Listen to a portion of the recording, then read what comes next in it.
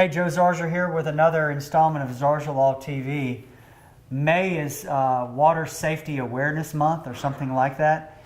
And we have our firm physician, Dr. Evan Malone, here with some numbers and some facts and some journal articles that deal with water-related drowning type emergencies.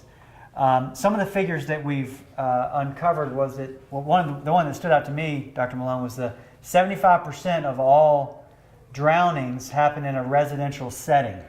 So if you're ever going to be faced with an emergency that involves a drowning, it's most likely going to happen at a birthday party or some event at somebody's house versus a public pool.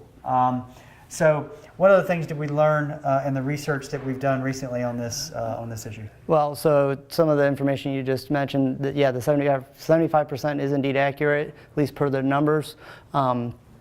Through the first half of last year, so about this time last year, there was 90 reported drownings. Of 15 and younger? Yeah, 15 and younger. And then any given year, so for instance, going back to 2015, there was over 350 drownings. Again, age 15 and under is what they're looking at now.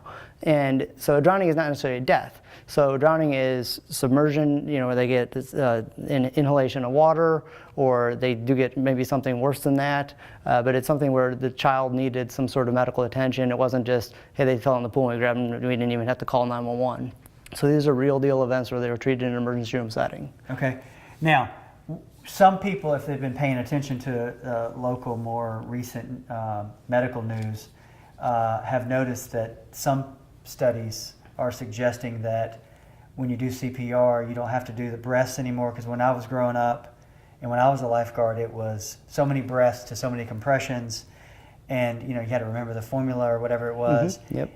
Now the studies, I think there's studies recently that I think you've read and and looked at, that say you can just do chest compressions. Is that right? Yeah, and so the drive here it was a turnoff for people to say, I don't want to do CPR because I don't want to do mouth to mouth, and I can't figure out, does this 15-2, is it 5-1, which is what you mentioned. Right. And yeah, that's daunting to a lot of people. And then add to that, you're scared and something bad just happened, what do I do? And this person is technically dead sometimes. Yeah, what do I do? Yeah. So this is to encourage bystanders who aren't even formally trained.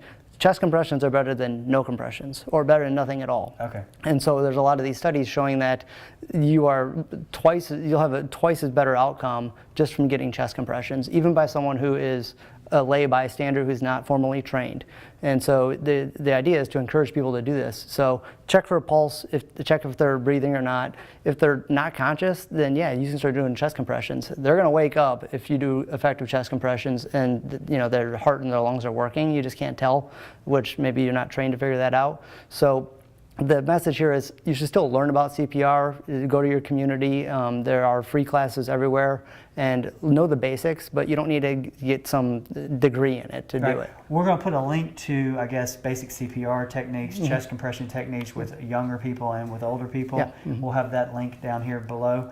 But what about the studies that you've read? What are they?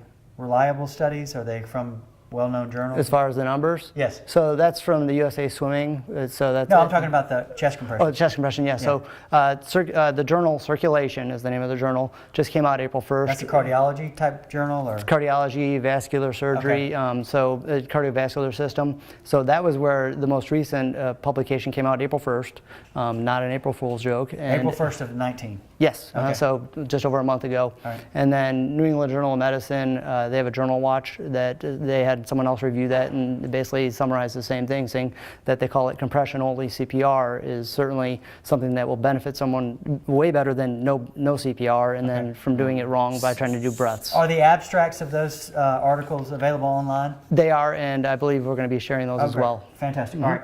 So this is hot off the press stuff. Glad Dr. Malone is keeping an eye out for us.